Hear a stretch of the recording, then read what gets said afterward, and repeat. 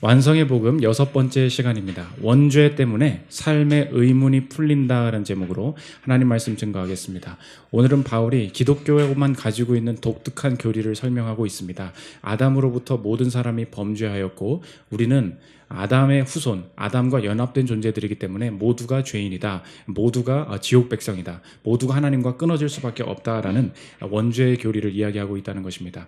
영어로 보면 오리지널 신 이렇게 돼요. 그래서 많은 분들이 이렇게 비꼬는 말투로, 그러니까 그 기독교를 비난할 때 그렇게 말합니다. 죄도 오리지널이 있냐고, 오리지널 신, 원죄 도대체 뭐냐고. 뭔가 인간이 태어날 때부터 죄된 존재다 이런 것들을 말하는 것 자체가 인간이 이렇게 자신의 자아를 발현할 수 있는 소망을 주지 못하고 또 인간의 열정을 막는 나쁜 교리다 이렇게 말할 때가 많이 있다는 것입니다.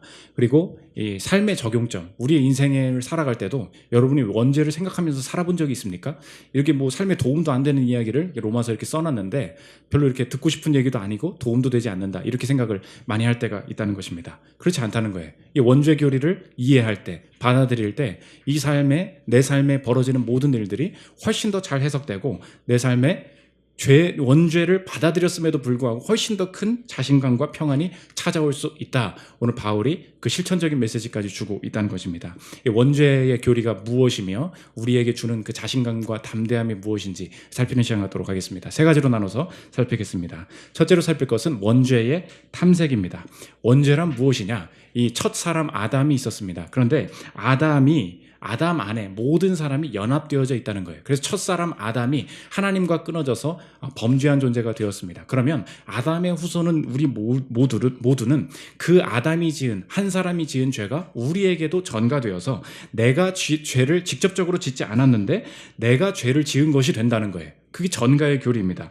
그 아담이 하나님과 끊어진 것이 내게도 전가되어서 나도 죄인으로 태어나고 나도 하나님과 끊어져 있는 상태가 되었다. 그것을 말하고 있다는 것입니다. 오늘 12절 한번 보십시오. 그러므로 한 사람으로 말미암아 죄가 세상에 들어오고 죄로 말미암아 사망이 들어왔나니 이와 같이 모든 사람이 죄를 지었으므로 사망이 모든 사람에게 이르렀느니라. 내 죄가 아닌데 내가 범한 것으로 여겨지고 그것 때문에 나도 같이 심판을 받게 될 운명입니다.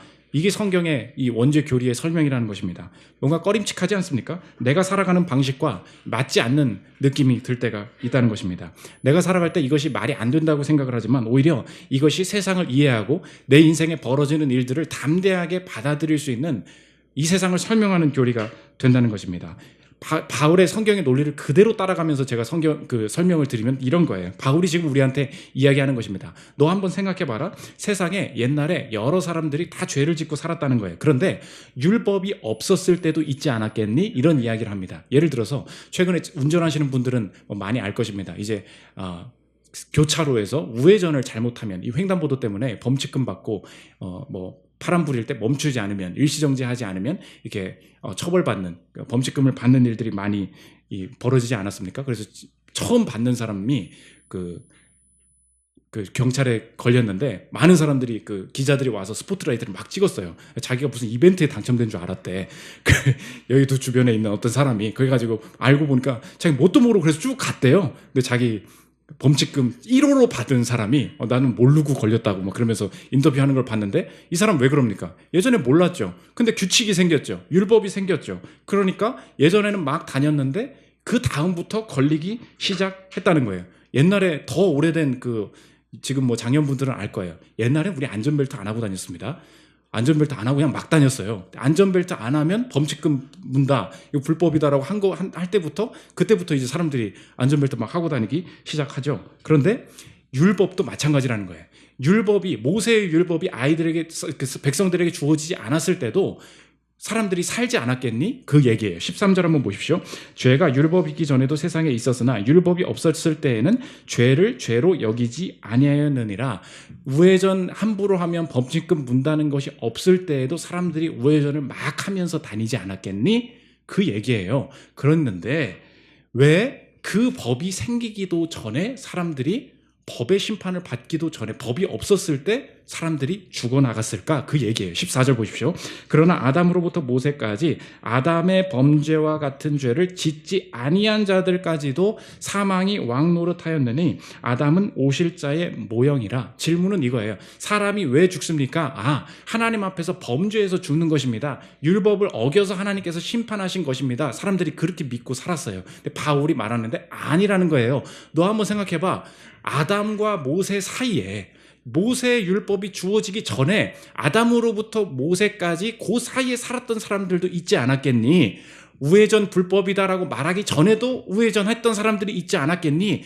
그 사람들은 도대체 왜 죽었을까? 지금 그 얘기를 하고 있다는 것입니다. 그러니까 사람이 율법을 범해서 죽는다고? 아니야. 법이 없을 때도 사람이 죽었어. 지금 그 얘기를 하고 있다는 것입니다. 그러니까 내가 잘못하지도 않았는데도 처벌받고 법이 없었는데도 사람이 심판을 받아서 죽게 되었다는 거예요. 왜 도대체 이런 일이 일어나는가? 그러니까 사람의 운명은 자신이 하나님 앞에서 범죄한 것 말고도 뭔가 우리의 인생을 결정짓는 다른 체계 속에 이미 우리가 살고 있는 것 아니겠니? 지금 그 설명을 하고 있다는 것입니다. 이게 훨씬 설명이 잘 되는 말이라는 거예요.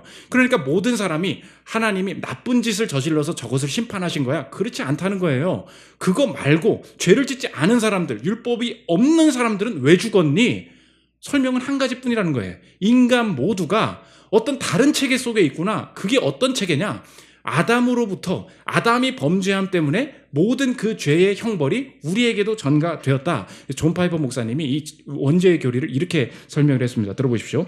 즉 바울이 주장하고 분명히 하려는 바는 사람들이 개별적으로 모세 율법을 어기는 죄를 범한 것이 죽음의 근본 이유가 아님에도 불구하고 그거 죄 안 저질렀는데 모든 사람들이 죽었다는 것입니다. 오히려 모두에게 죽음이 찾아온 근본 이유는 아담 안에서 죄를 지었기 때문이라는 것입니다. 아담의 죄가 전가되었습니다.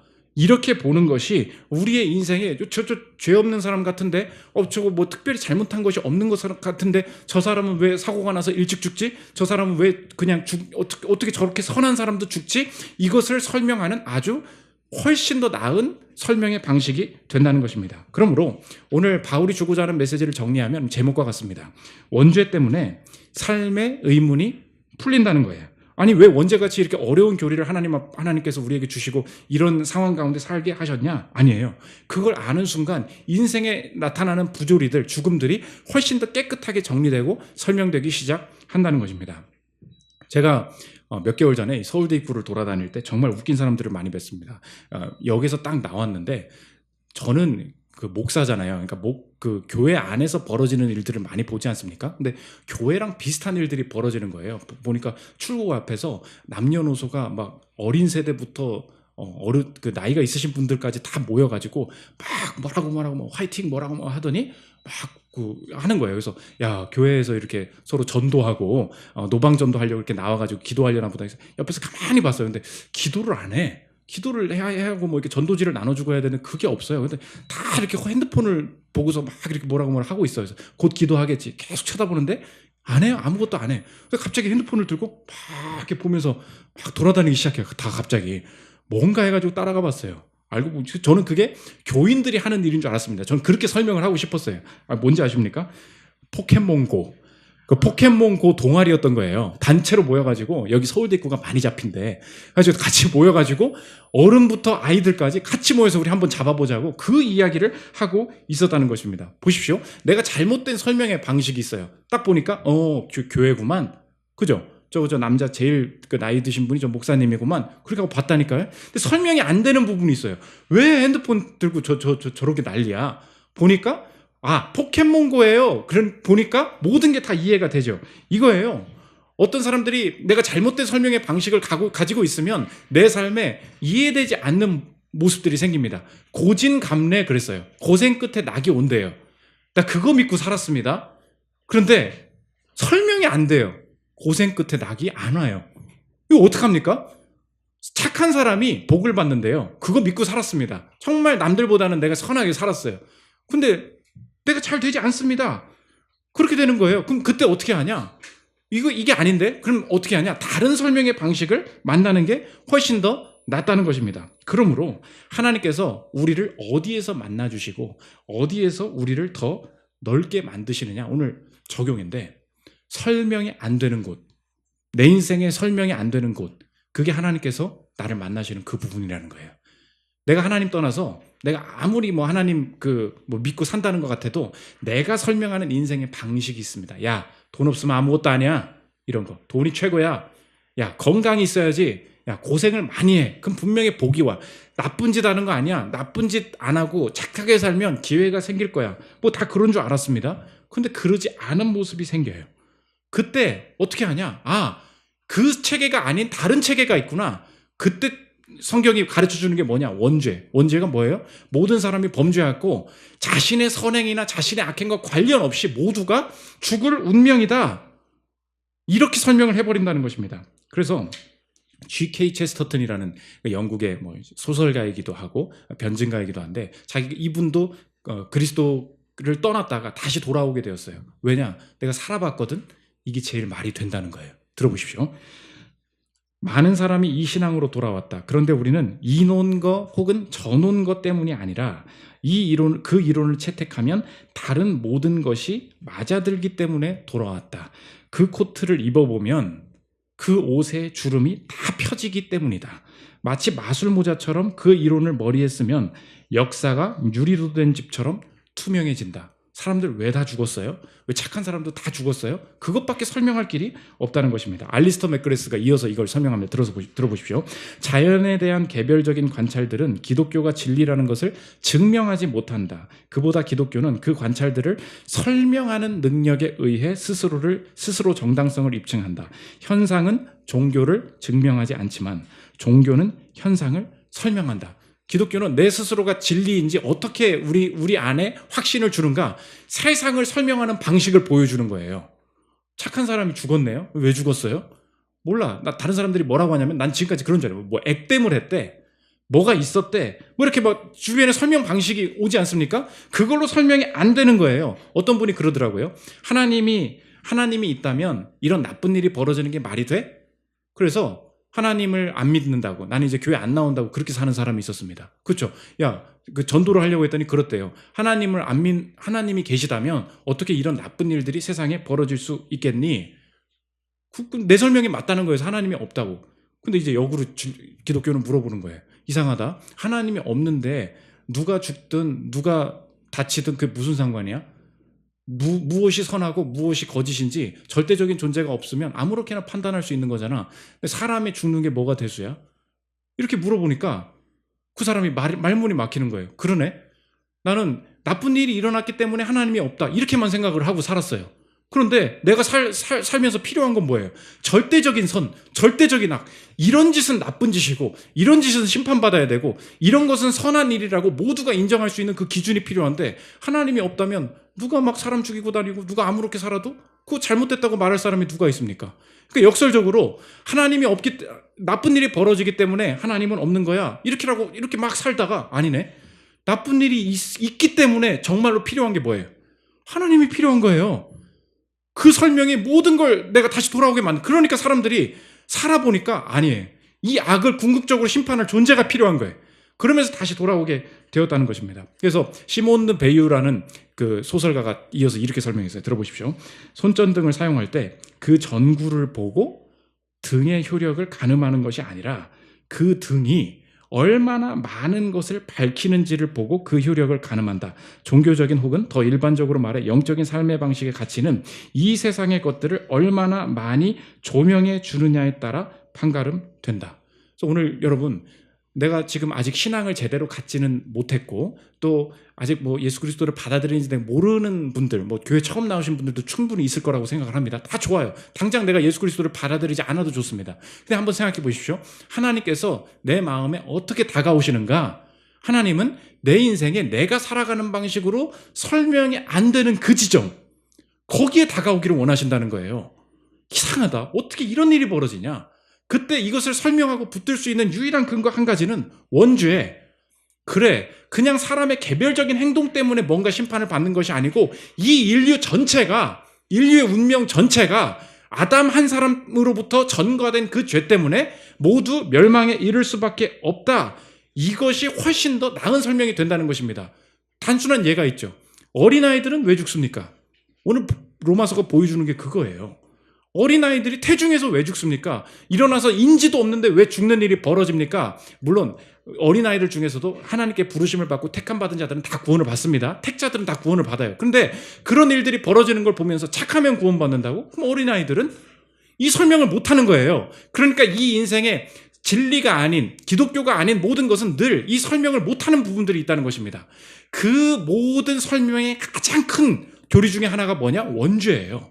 우리 모든 운명이 죽을 수밖에 없다. 이것을 이해하고 받아들이는 그 순간부터 내가 살아가고 있는 이 세상이 너무 맑게 보이는 거예요. 그게 다 설명이 되는구나. 그때부터 이 세상을 훨씬 더 잘 이해할 수 있다는 것입니다. 두 번째로 살펴볼 것은 원죄와 자신감입니다. 목사님 그럼 다 죄를 지었고 내가 뭐 착한 일을 안 했어도 착한 일을 했어도 다 죽고 뭐 지옥 간다고 하고 뭐 그 얼마나 무섭습니까 인생이. 그 죄를 자꾸 얘기하니까 이게 기독교가 문제라고. 그런데 바울이 뭐라 그러냐? 이 원죄를 알수록 역설적으로 훨씬 더 인생을 살아가는 자신감, 기쁨, 담대함이 넘칠 수 있다는 거예요. 오늘 왜 그러냐? 이 아담의 체계에 우리가 살고 있는 것이라면 이 아담을 떠나서 새로운 사람과 연합한다면, 아담의 저주를 끊어낼 수만 있다면 우리의 인생은 다른 체계 속에 살 수 있을 것이다. 그것을 오늘 보여주는데, 아담과 다른 한 사람, 두 번째 아담이자 마지막 아담, 그분이 누구십니까? 그게 예수님이시라는 거예요. 그러니까 예수님께서는 내가 저지른 개별적인 죄를 해결하신 것뿐만이 아니고 아담 때문에 온 인류가 당해야 될 그냥 죽는 이 심판을 원초적으로 바꿔놓으셨다. 이 심판을 멈추게 하셨다. 그래서 새로운 아담, 예수님과 연합한 그 존재들은 내가 알지도 못하는 혼란스러운 내가 어쩌다가 이런 운명에 처하게 됐지라는 이 모든 운명을 다시 바라볼 수 있다는 것입니다. 17절 한번 보십시오. 한 사람의 범죄로 말미암아 사망이 그 한 사람을 통하여 왕노릇하였은즉 더욱 은혜와 의의 선물을 넘치게 받는 자들은 한 분 예수 그리스도를 통하여 생명 안에서 왕노릇하리로다. 체계 자체가 바뀐 곳에서 살아가게 된다는 거예요. 우리 모두는 예수 그리스도를 영접하기 전까지 어떤 체계에 있었습니까? 아담 안에 있었어요. 그런데 예수 그리스도의 공로로 말미암아 칭의, 그분 때문에 그분을 믿는 자, 그 믿음으로 의롭다 하심을 얻는 자는 어떤 체계 속에 있냐? 이제 아담 때문에 받아야 되는 모든 저주는 모두 예수께 전가되어서 우리에게 오는 저주와 형벌이 단 하나도 있지 않다는 것입니다. 그거 믿으십니까? 우리는 이제 체계가 다른 세계 속에 살아가는 거예요. 이 이야기를 왜 꺼내느냐? 이것을 알 때 이제 자신감이 생기는 거예요. 보십시오. 내가 통제할 수 없는 부분이 있어요. 인생에. 내 인생에 왜 이런 일이 생기는지 모르겠고 도대체 뭘 고쳐야 내 인생이 잘 풀릴지를 잘 모르겠는 거예요. 인생이 살면 살아갈수록 이게 참 통제가 안 된다는 느낌이 들 때가 있지 않습니까? 그때마다 뭐가 잘못된 거지? 뭐가 지금 내 인생에 막혀 있는 거지? 이게 다 뭐예요? 두려움이죠. 그런데 원죄를 믿어요? 예수 그리스도를 통한 구원을 믿어요. 그 사람들이 확신할 수 있는 것이 무엇입니까? 내 인생에 저주가 있습니까? 없습니까? 없어요. 내 인생에 하나님께서 형벌로 주신 상황이 있습니까? 없습니까? 단 하나도 없어요. 그렇다면 내 인생에 앞으로 벌어지는 모든 일들이 세상적으로 볼 때는 나빠 보이고 부정적인 것 같아 보여도 그때부터 나는 다른 세계 속에 살고 있는 존재야. 아무리 부정적인 일이 벌어져도 담대함 가운데 살 수 있다는 것입니다. 그러므로 뒤에 원죄를 쭉 얘기한 다음에 그것을 근거로 오늘 5장 1절에서 얘기하는 거예요. 그러므로 그리스도인들은 엄청난 자신감이 있어. 1절부터 보십시오. 그러므로 우리가 믿음으로 의롭다 하심을 받았으니 우리 주 예수 그리스도로 말미암아 하나님과 화평을 누리자. 다만 이뿐 아니라 우리가 환난 중에도 즐거워하나니. 이제 환난을 얘기하는 거예요. 환난은 인내를, 인내는 연단을, 연단은 소망을 이루는 줄 알미로다. 소망이 우리를 부끄럽게 하지 아니함은 우리에게 주신 성령으로 말미암아 하나님의 사랑이 우리 마음에 부은 바 됨이니. 먼저 주님께서 나를 사랑하신다는 그 사랑이 예배 가운데 예수 그리스도를 받아들이는 그 마음 가운데 막 부어지는 거예요. 그러면서 그 근거, 너가 자신감 있을 수 있는 이유, 환난 가운데도 담대할 수 있는 이유가 뭔지 아니 하면서 12절부터 갑자기 뜬금없이 원죄 교리를 얘기하는 거예요. 그래서 많은 분들이 로마서 주석을 쓸 때 이거 편집됐다 그랬어. 야, 논리가 말이 안 되잖아. 이 얘기를 했다는 거예요. 왜 말이 안 됩니까? 근거가 뭐예요? 통제할 수 없는 우리의 인생에 저주로 받은 그 운명 통째로 예수님께서 변화시키셨다. 이거 믿으십니까? 그러면 통제할 수 없는 삶의 영역 속에서도 그때부터 자신감이 생기는 거예요. 내 인생에 저주는 없어. 내 인생에 형벌은 없어. 어떤 분이 그 사주를 많이 본다 그러더라고요. 요새 사주도 보고 타로도 보고. 그러니까 인생이 안 풀리잖아요. 그러니까 뭔가를 좀 알고 싶은 거야. 근데 가면 꼭 그런 얘기를 한다는 거예요. 올해가 가기 전에 접촉사고가 있어. 뭐 이런 얘기를 한대요. 올해가 가기 전에 크게 가족 중에 다치는 사람이 한 명 있을 것 같은데 이런 얘기를 막 듣는데요. 목사님 이거 어떻게 해야 되는 거냐고. 근데 누가 진짜 다쳤다는 거예요. 그래서 내가 안 갈 수가 없대. 그래서 또 간대. 또 돈을 줬대. 그래서 또 얘기해보니까 아유 이거 또 결혼이 늦어지겠어? 한마디 하면 막 가슴이 철렁철렁 내려앉는다는 거예요. 여러분 지금 막 내가 한 건데 내가 들은 건데 막 사주했다고 할 수는 없고 막 그런 분들 있죠. 이거 어떻게 해석을 할 것입니까? 여러분 이게 문제예요. 성경은 뭐라 그러냐? 이 세상에 벌어지는 일을 우리가 그렇게 물어보죠. 목사님 미래 맞출 수 있어요? 그 사주 보니까 타로 보니까 막 맞추는 사람들 진짜 많던데 난 그래서 거기 간다는 거예요. 타로점 사주 보는 데에서 내가 알려주지 않는 것, 할 수 없는 일이 무엇입니까? 내 인생의 모든 부정적인 일, 내 인생에 생기는 모든 나쁜 일은 다 막아내야 된다고 이야기하죠. 그게 한계예요. 그러니까 어떤 부정적인 사건이 그게 실제로 벌어졌다 칩시다. 실제로 벌어졌어요? 벌어진대요. 그럼 내가 해야 될 일은 무엇입니까? 그 부정적인 일을 막기 위해서 온갖 돈을 쓰고 긴장하면서 그걸 막아내야 되는 거죠. 여러분 오늘 확신하십시오. 그리스도를 내 구주로 영접했죠. 누가 와가지고 보러 다니면 안 되지만 누가 와가지고 길 가더니 갑자기 그래. 얼굴 보니까 뭐 어쩌고 저쩌고 뭐 하잖아요. 저리 가시오 하고서 해야 되는 말이 뭐예요? 그런 일이 벌어져도 좋다. 그 자신감이에요. 왜 그렇습니까? 성경의 체계, 하나님께서 주신 세계가 훨씬 더 큰 거예요. 성경에서 주는 확신이 무엇입니까? 맞아, 너의 인생에는 환난도 있을 거야. 그런데 환난 가운데에서도 담대할 수 있는 이유가 뭐냐는 거예요. 내게 하나님께서 내가 경험하게 하시는 모든 일들은 내게 결코 내 죄의 형벌로 내 인생의 저주로 주시는 것이 아니고 이 환난을 통하여서 인내는 연단은 소망을, 그러니까 내 인생의 모든 부정적인 일들까지 소망으로 품어버리는 거예요. 타로집에서 얻을 수 없는 게 뭐예요? 평안이에요. 타로집에서 우리가 경험하는 게 뭐예요? 불안이에요. 미래를 예측한다는 세상의 말들 속에서 우리가 늘 경험하는 게 뭐예요? 두려움이에요. 근데 오늘 5장 1절에서 뭐라고 합니까? 그리스도로 말미암아 하나님과 화평을 누리자. 화평이라고 하면 평안한 삶인 줄 알았어요. 근데 그 다음 구절에 바로 뭘 때립니까? 환난 중에도 즐거워하나니, 이것이 신자가 가진 믿음이 된다는 것입니다. 오늘 여러분한테 그래서 한번 제가 막 말해볼게요. 제가 막 사주 하는 사람처럼 여러분 내일 시험에서 떨어집니다. 떨어져요. 내일 접촉사고가 날 것입니다. 가족이 어려운 일도 겪을 거예요. 이런 얘기 제가 일부러 하는 거예요. 여러분이 잠깐 지금 이걸로 흔들리고 있는 거잖아요. 여러분 왜 흔들려요? 원죄교리에 대한 인정과 해결의 방법에 대한 확신이 없어서 그래요. 인류의 운명이 뭐라고요? 내가 죄를 짓지 않았어도 지옥 갈 운명이에요. 저주받을 죽을 운명이라고. 유일하게 해결하신 분이 무엇입니까? 예수 그리스도의 칭의, 예수 그리스도의 속죄 때문에 내가 의롭다 하심을 믿으십니까? 그러면 내가 속한 이 세계의 영적인 체계는 아담과 연합이 끊어졌어요. 그리스도와 연합되어 있다고. 이 안에 저주가 없고 형벌이 없다는 것을 믿으십니까? 이게 훨씬 더 담대한 인생이 된다는 것입니다. 그래서 아까 그 G.K. 체스터턴이 재밌는 얘기를 했어요. 시인과 논리가가 사고방식이 다르다는 거예요. 이게 멋진 말이나 한번 들어보십시오. 시인은 무한한 바다를 쉽게 떠다니기 때문에 정신적으로 건강하다. 이성은 무한한 바다를 뭐래요? 건너려 하기 때문에 그 바다를 유한하게 만든다. 그래서 정신적으로 지쳐버린다. 시인은 천국 안으로 머리를 들이밀게 해달라고 할 뿐이다. 천국을 자기 머리에 집어넣으려 하는 사람은 논리가들이다.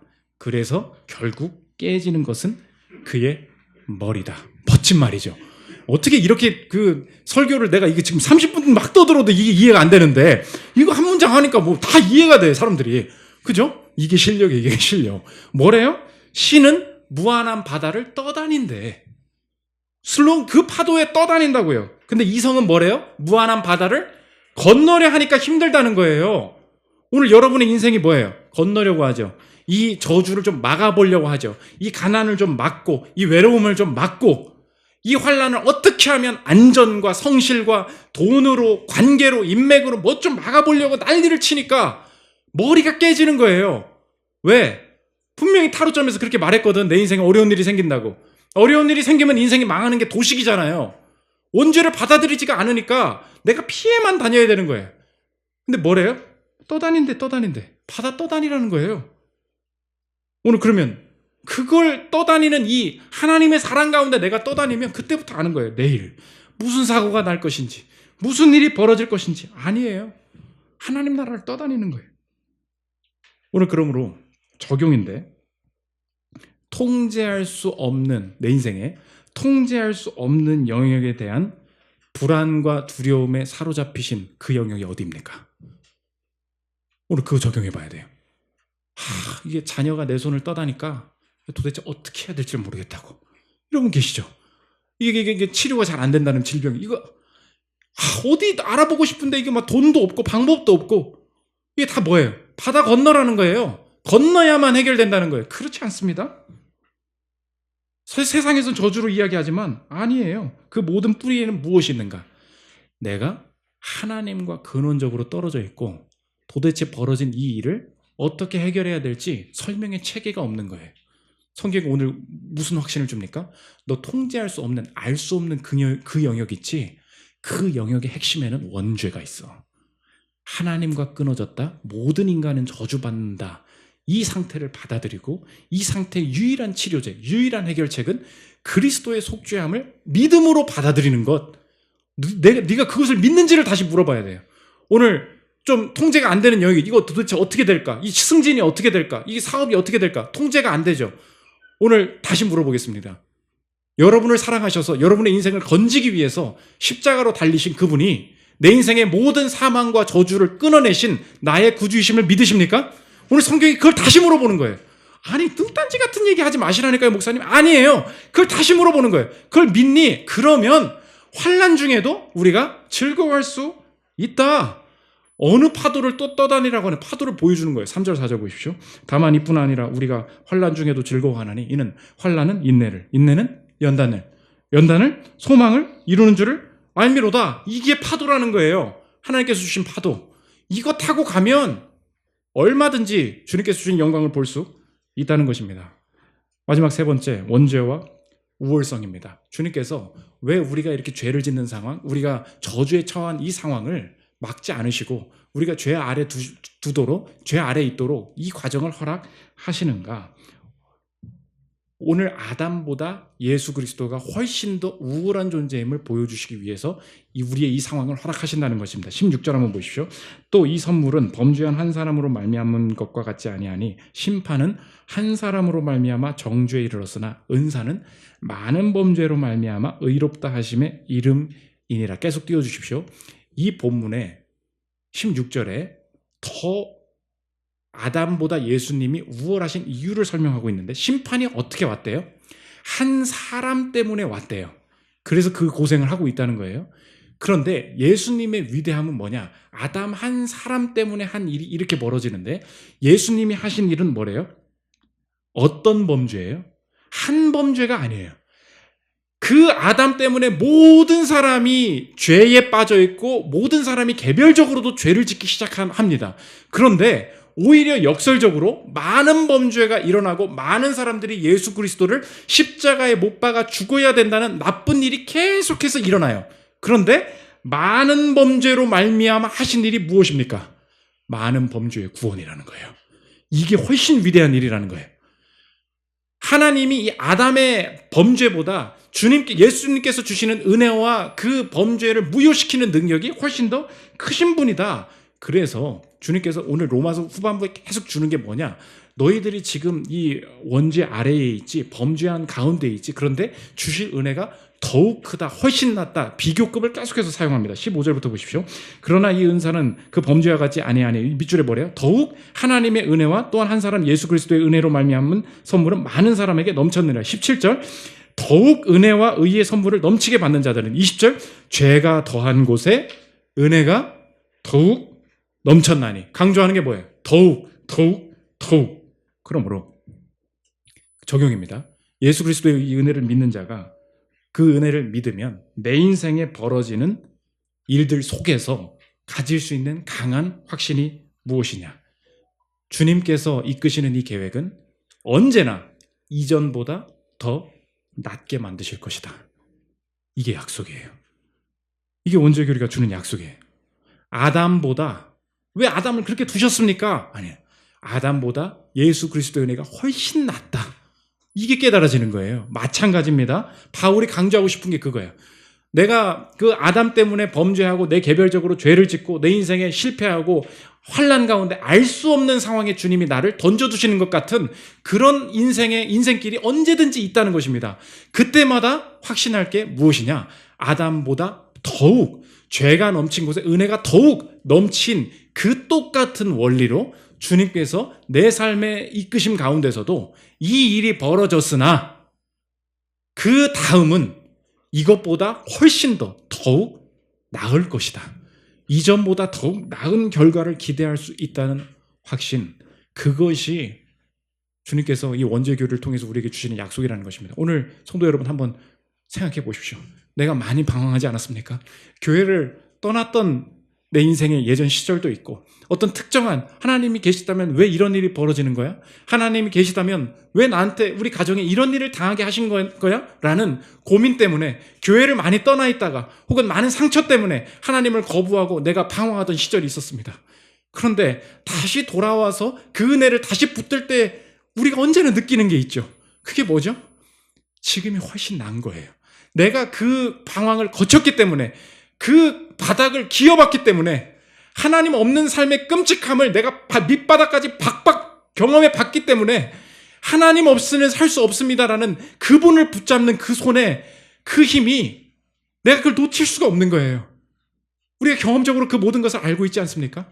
오늘 그러므로 주님, 내 인생에 강한 자신감 얻기를 원합니다. 내게 통제할 수 없는 영역을 하나님 떠나서 이런저런 세상의 논리로 좀 설명해 보려고 했는데, 이건 뭐 액땜도 아니고 사주를 봐도 안 되고 이거 통제할 수 없는 것을 계속 듣다 보니까 불안과 이 두려움은 엄습하고 있는데, 아, 주님, 인류 전체가 하나님을 떠나면 죄와 사망이군요.